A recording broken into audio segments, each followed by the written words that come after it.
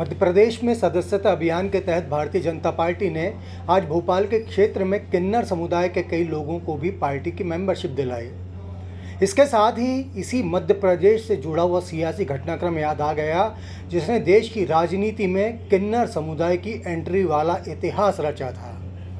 उनका नाम शबनम मौसी है, जिन्होंने सन 1998 में मध्य प्रदेश के सोहागपुर विधानसभा क्षेत्र से कांग्रेस और भाजपा के दिग्गजों को हराकर सबको हैरत से भर दिया था। महाराष्ट्र के एक ब्राह्मण परिवार में जन्मी शबनम के पिता पुलिस में एसपी थे। संतान के किन्नर होने का पता चलते ही उन्हें उसे परिवार से अलग करने में कोई देर नहीं लगी। शबनम ने किन्नर परिवेश में परवरिश पाई। शरीर के मामले में भले ही औरों से अलग हों, लेकिन दिमाग के मामले में वो बाकियों से बहुत ज़्यादा अलग थीं। शबनम महज 2 साल तक स्कूल जा पाईं, लेकिन उनकी 1 दर्जन भाषाओं में पूरी महारत है। सियासत में उनके दखल का मामला कई लोगों को खल गया। इनमें से 2 नाम बेशक लिए जा सकते हैं, क्योंकि इन विवादों की कहानी शबनम सहित इन 3 नामों ने ही साझा की थी।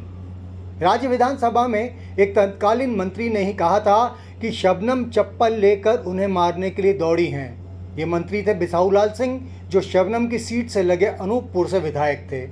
सिंघा भाजपा में है।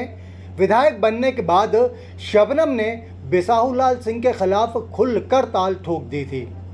मीडिया के सामने वो सिंह पर भ्रष्टाचार के अपनी खास शैली में आरोप लगाती थीं, जिनमें बिसाहूलाल डांबर खा गया जैसी बात भी शामिल थी। कहा जाता है कि इसी सब के चलते बिसाहूलाल और शबनम के बीच का विवाद सदन से बाहर चप्पल कांड तक पहुंच गया था। फिर शबनम की तकरार हुई उस समय के भाजपा के तेज तर्रार विधायक कमल पटेल से। शबनम ने विधानसभा के प्रेस कक्ष में पटेल पर गंभीर आरोप लगाए। कहा कि भाजपा विधायक उनके साथ हद दर्जे का अशोभनीय व्यवहार करते हैं। ये व्यवहार कैसा था, शबनम ने खुलकर इसके जो उदाहरण दिए उन्हें मीडिया भी प्रकाशित नहीं कर सका, क्योंकि मामला शालीनता का था।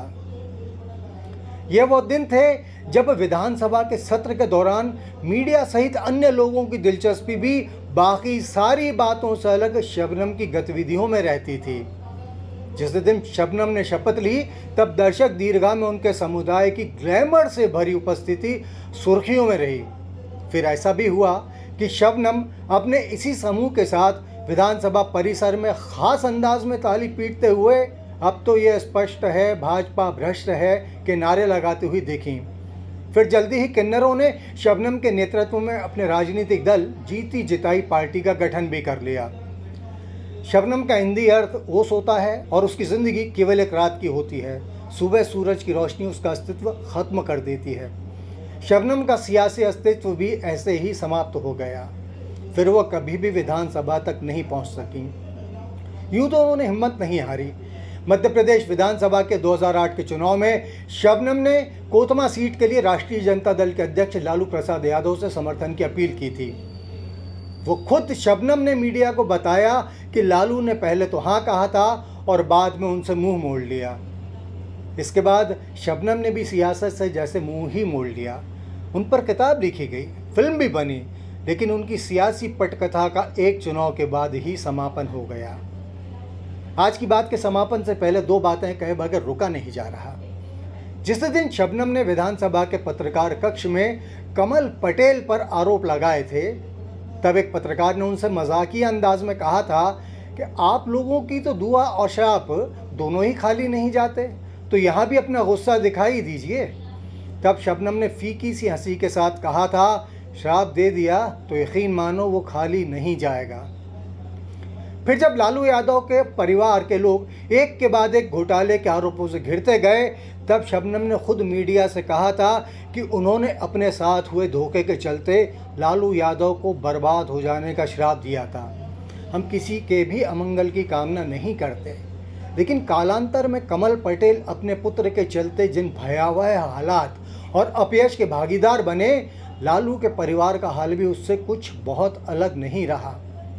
अपने चुनाव जीतने के बाद शबनम ने पहली पत्रकार वार्ता में कहा था कि भगवान राम ने वनवास के लिए जाते समय अयोध्या की सीमा पर लोगों से कहा था कि कृपया सभी नर और नारी अपने घर लौट जाएं। जब राम लौटे तो उन्होंने पाया कि अयोध्या की सीमा पर 2 किन्नर बीते 14 साल से उनका इंतज़ार कर रहे हैं, क्योंकि राम ने नर नारियों को घर लौटने के लिए कहा था, किन्नरों को नहीं।